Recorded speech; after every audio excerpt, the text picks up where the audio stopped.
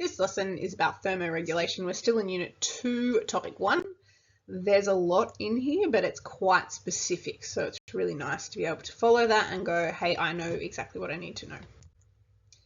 All right, thermoregulation refers to the regulation of body temperature. It makes sense, and it's done via managing the metabolic rate or through behavioural responses. And these are evolutionarily embedded in organisms over many generations. They're not necessarily just a response to one environmental change.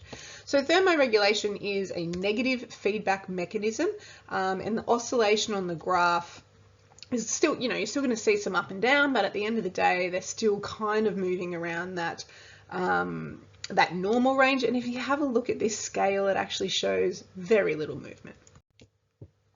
So our body is basically in a constant battle to manage our body temperature because our external environment changes so frequently. So an excellent example of how multiple receptor feedback information to our control center organizes our whole body response. So Year 9 Science taught you a little bit about heat transfer, and the same applies here. We exchange heat through conduction.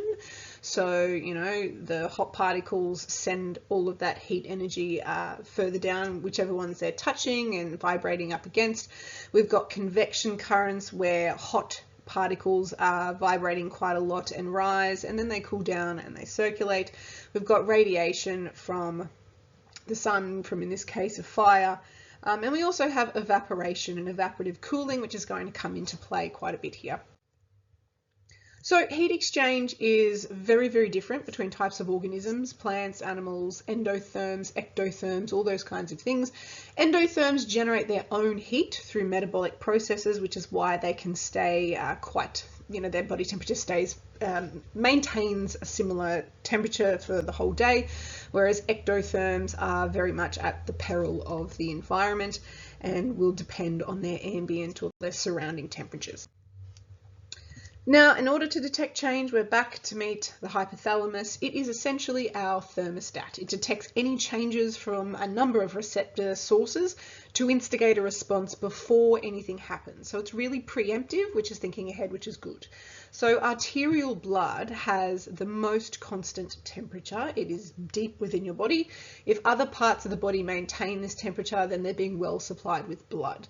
Now, our thermoreceptors on the skin detect changes in the external temperature, and the body responds to ensure that the stability of our core temperature is maintained. So responses to this can include increasing or decreasing blood flow to the skin. I've got cold fingers, or I need to warm them up and the blood will flow better to them. Or we can instigate behavioural changes. If it's hot, we actually seek shade. Very simple. When a response just isn't strong enough to recalibrate the body temperature back to that normal range, some misalignment detectors actually recognize the change to the core body temperature and produce a more vigorous response so that it can return to that set temperature. Now, the complexity of this response once a change is detected is pretty incredible. It can all work in the same time to coordinate the whole body correction, but the hypothalamus is at the center of that all the time, and it's continually collecting data and feedback to make those changes, just little tiny tweaks all day long. Now, our adaptations for survival in multicellular organisms, they display different characteristics with respect to temperature control, and these adaptations are structural, physiological, or behavioural. So we'll look at the structural ones first. All of our endotherms, so we're talking about endotherms, those organisms with a constant body temperature, will have some kind of body covering to help them heat up. We might be talking about fur, which can do lots of different things with hair and trapping warm air. We might be talking insulation, so blubber on a whale, right? Insulates against cold, keeps the warmth in, that heat energy in. Some organisms have vascular body parts, and that, in this case, we're looking at the ears. They're quite large, big surface area to volume ratio, so they can do really good heat exchange. So we're not going to put this in a cold setting. We'd be having this in a warmer setting so that the heat can be lost, so that organism doesn't overheat. Now, brown adipose tissue is really interesting, and it is basically fat in the body that contains lots and lots of mitochondria to produce large amounts of ATP and actually generate heat. So any kind of tissue that has an increased number of mitochondria will do that excess heat generation.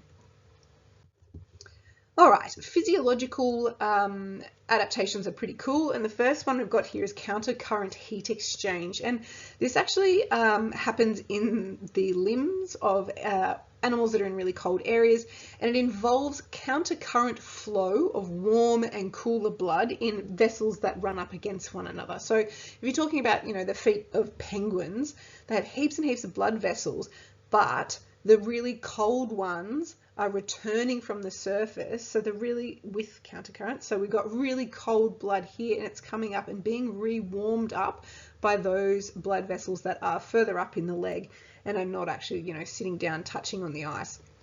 So it can be utilized to actually increase heat output in desert animals as well.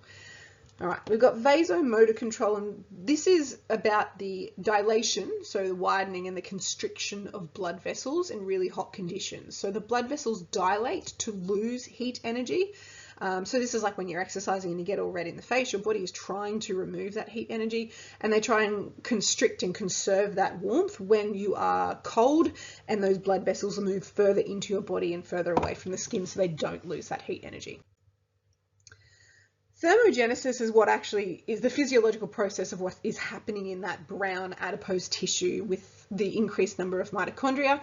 So that metabolism is increasing. We're trying to create ATP. We're trying to generate heat from that process. We know about shivering. It is helping our body to actually generate heat again, and evaporative heat loss through sweating makes total sense to us. Our skin is putting out a little bit of liquid, and it is evaporating away, not only just taking the sweat with it, but it's taking heat energy alongside it. So some thermoregulatory mechanisms can actually be described as both physiological and behavioural, and we need to just be mindful which category they sit in. So for example, kleptothermy, easy behavioural one. We're just talking huddling together in a community to maintain that heat energy. We have panting or mouth gaping, and that is to allow for evaporative cooling again. Things can be wallowing in mud or spraying water on their body for that evaporative cooling again. This one, urohydrosis, is essentially animals that kind of poo on their own legs and encourage that evaporative cooling. Interesting. Or just real basic seeking shade and shelter. Okay.